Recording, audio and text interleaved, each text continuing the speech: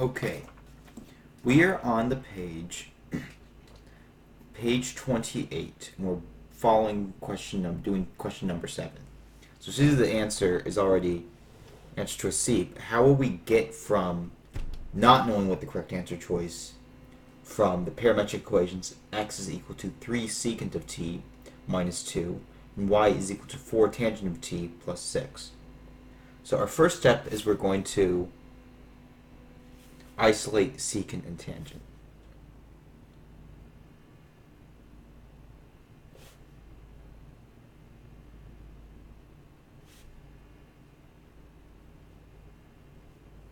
Alright, so let's do that.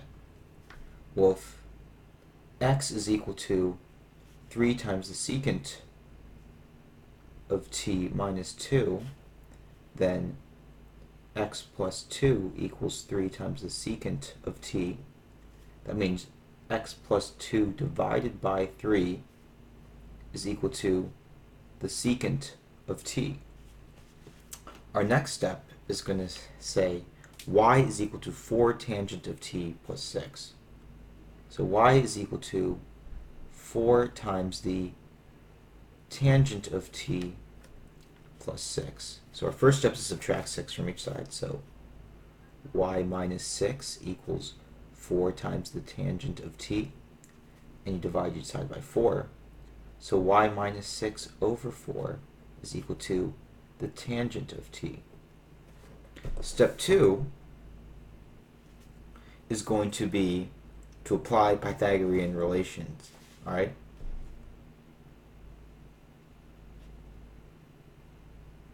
Pythagorean trig relations.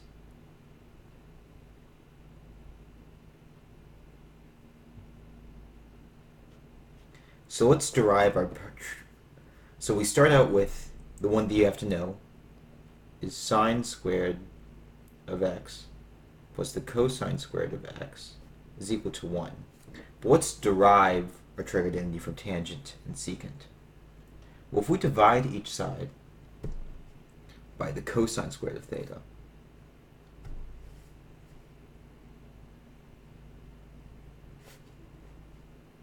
well, I should say cosine squared of x. Well, sine squared over cosine squared is going to be tangent squared.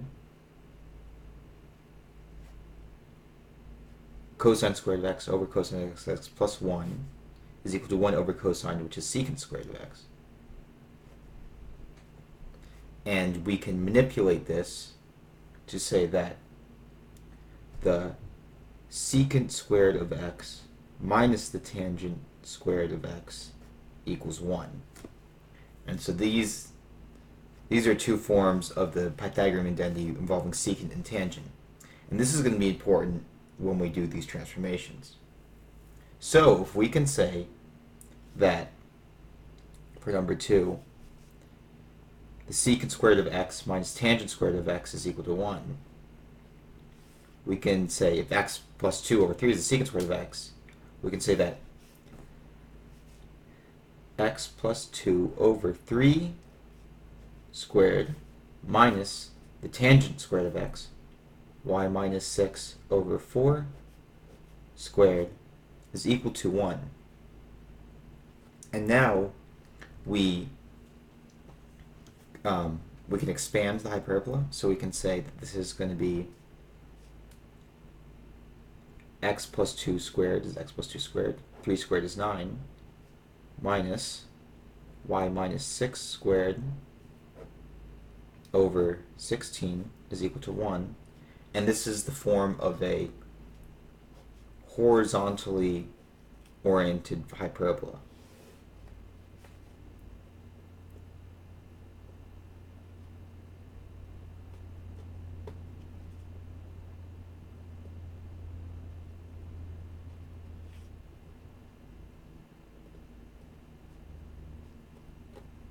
And the reason why it's horizontally oriented is because the positive term has the x value. So you have an x in the positive term.